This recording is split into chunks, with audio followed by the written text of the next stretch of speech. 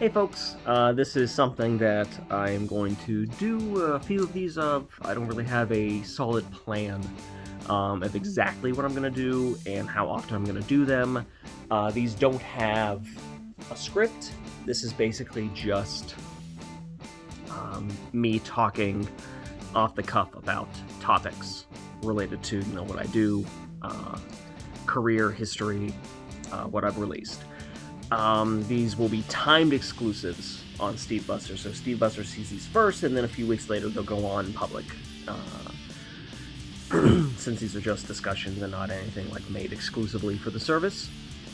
So today's first topic is what CarousHELL 2 means to me. And the thesis statement is that it means a lot. It's probably the most important film that I've made. It's the most,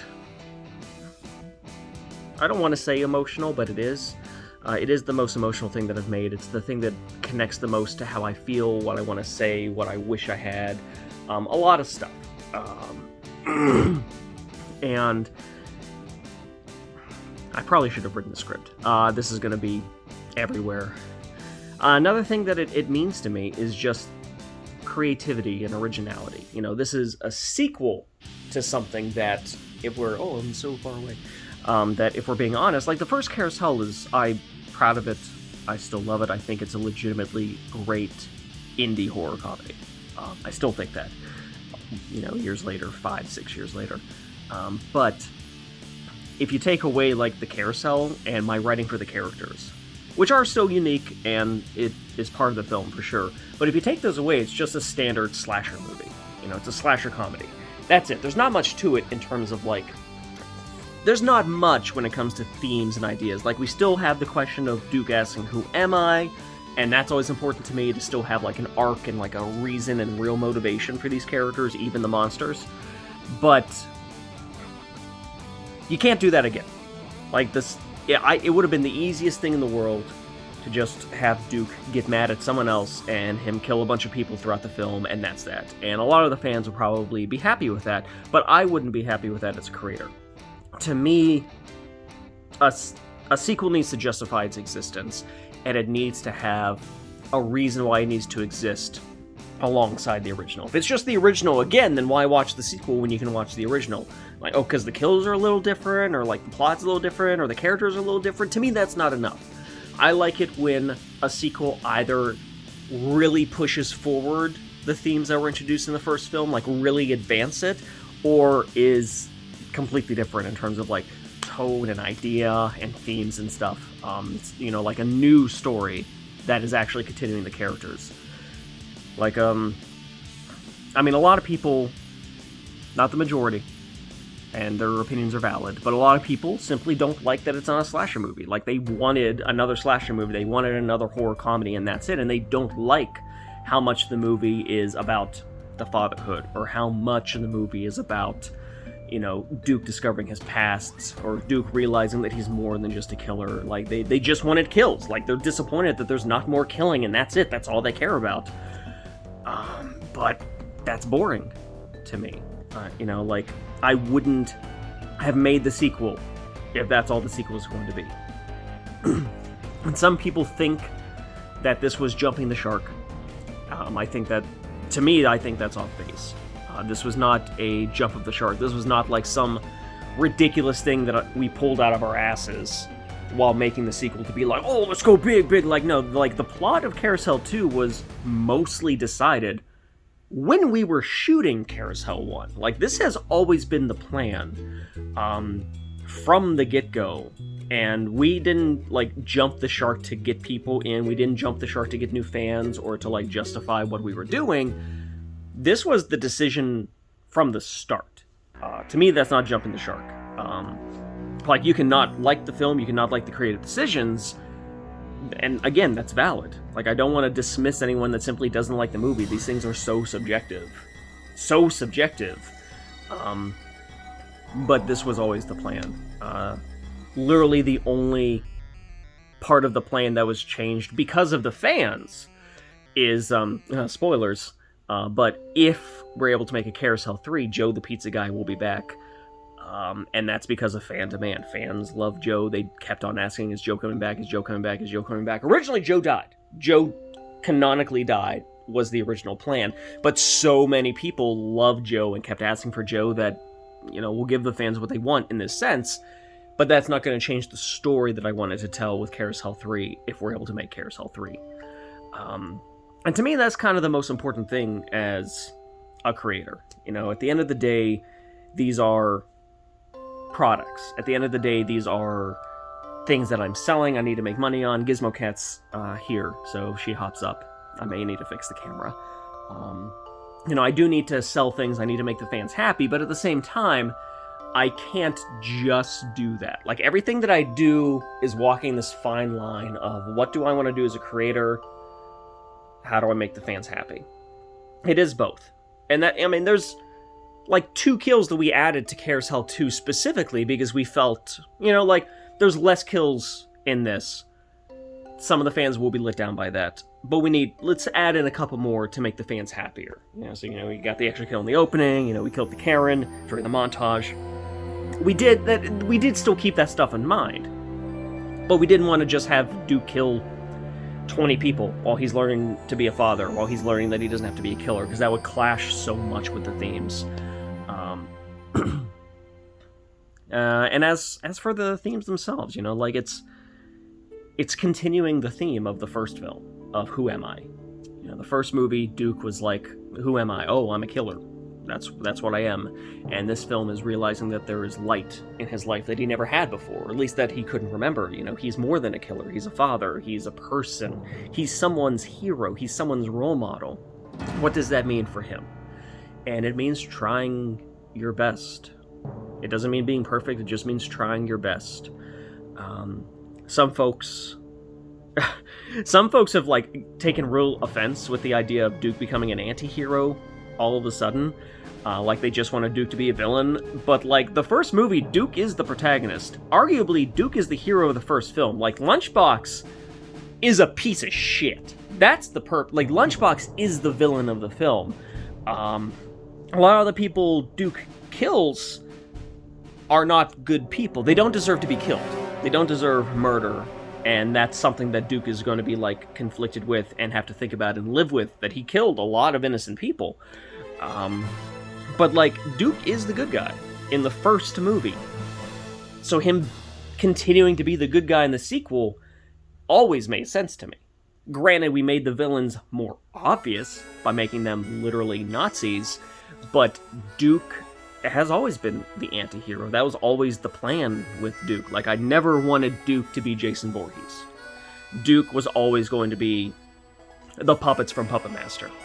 Where in one movie they could be killing innocent people, but in the next film they're, taking on something far worse than them.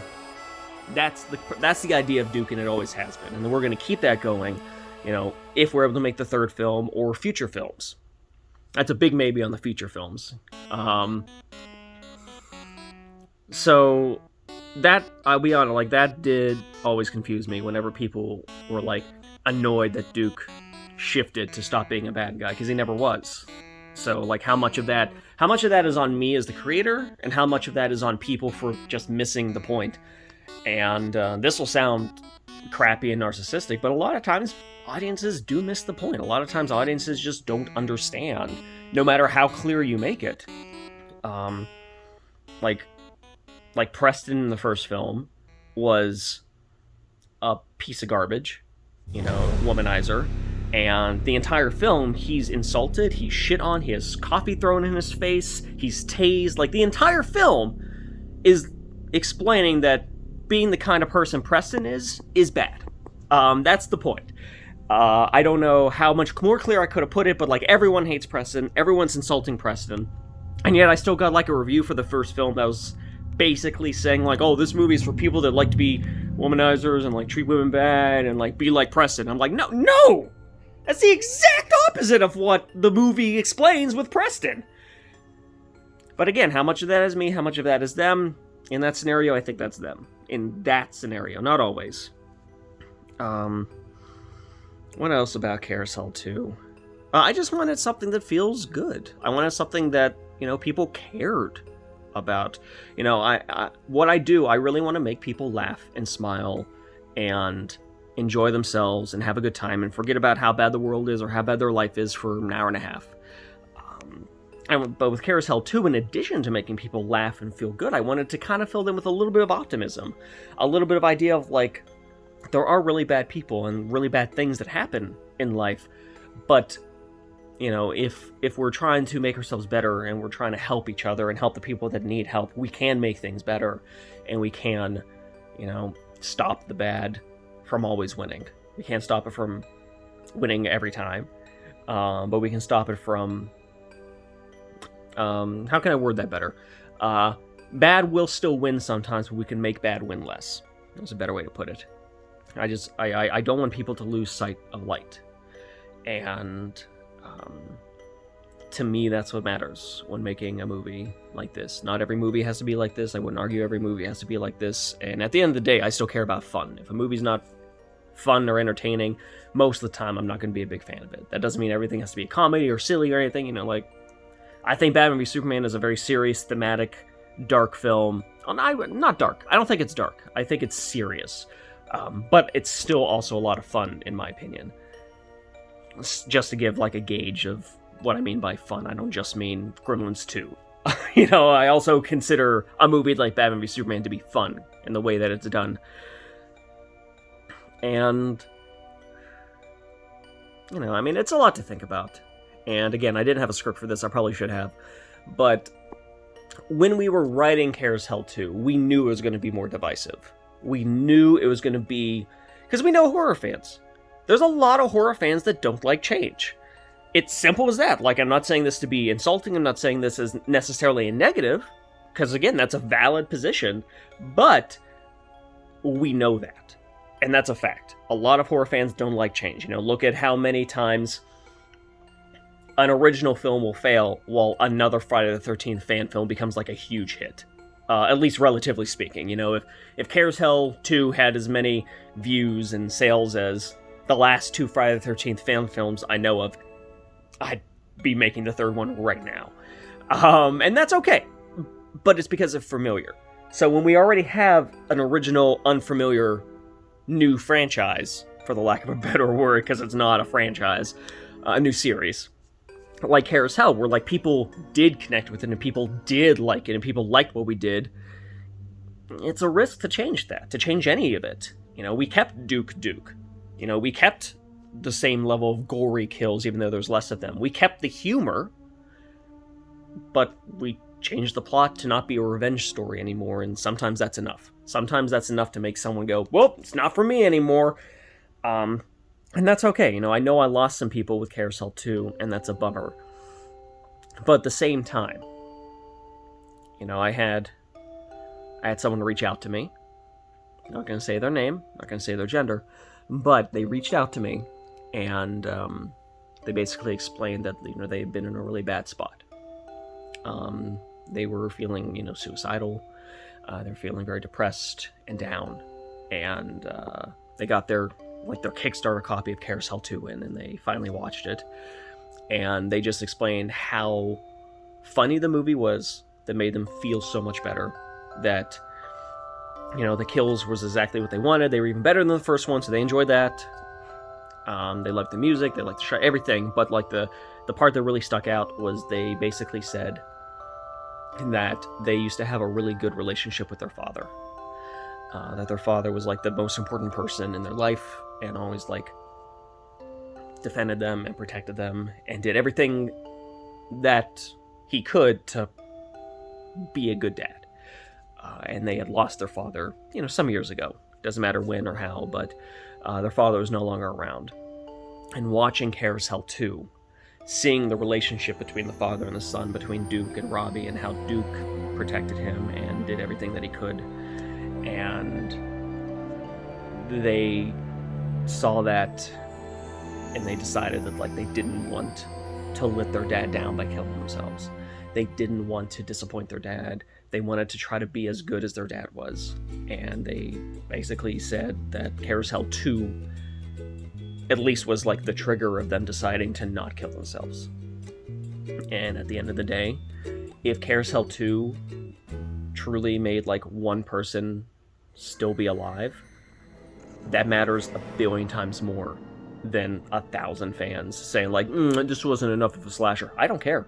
I do not care if they don't like the movie. I do not care if this wasn't what they wanted. I don't care if they're no longer fans of CarousHEll or of me and they won't support CarousHEll 3. I don't care that they're leaving 1-star reviews. I don't care. I don't care, because none of that matters compared to how much CarousHEll 2 meant to even just this one person. That made me cry. That made me like really feel like what I'm doing matters.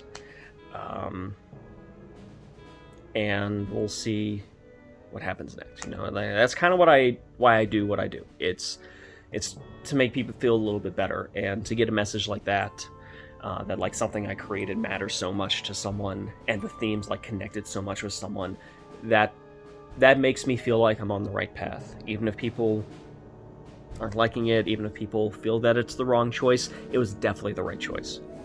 At the end of the day, to me, it was 100% the right choice. I guess it's pretty much the core of how I feel about this film. I think it's a great film. Up to this point, I do think it's the best thing I've ever made. It's the most important thing that I've ever made. I hope more people keep on seeing it. I hope that it spreads more. I really do, because I think that the film deserves it. I think that the story deserves it. I think what we did deserves it. And we'll see what happens moving on.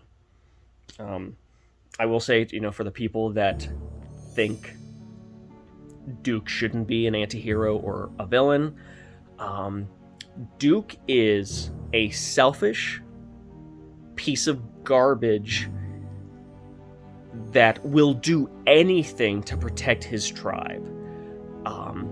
But he also has like a daddy energy that makes him easy to empathize with when he does do stuff to protect his son. And to me, that's exactly the perfect description for an anti-hero.